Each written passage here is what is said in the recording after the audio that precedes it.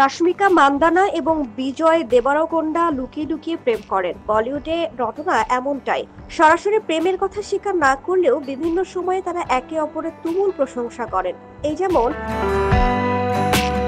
আবারও কথিত প্রেমিক বিজয়ের প্রশংসায় পঞ্চমুখ শ্রীবল্লভী খ্যাত অভিনেত্রী দেবরকোন্ডা অভিনীত সিনেমা কিংডমের ট্রেলার। ভক্তরা রীতিমতো উচ্ছ্বসিত এটি নিয়ে। বিজয়ের প্রশংসায় যেন পঞ্চমুখ সবাই।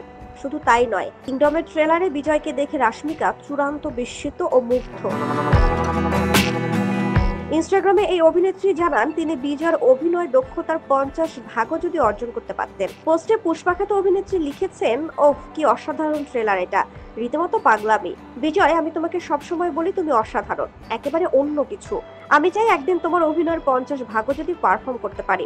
তুমি অন্যরকম।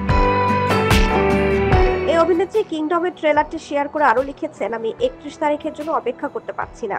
আমরা আগুন দেখতে পাচ্ছি, খুবই উদ্গ্রীব হয়ে আছি। 31শে জুলাই প্রেক্ষাগৃহে মুক্তি পাবে গৌতম তিন্নানুরি পরিচালিত সিনেমা কিংডম।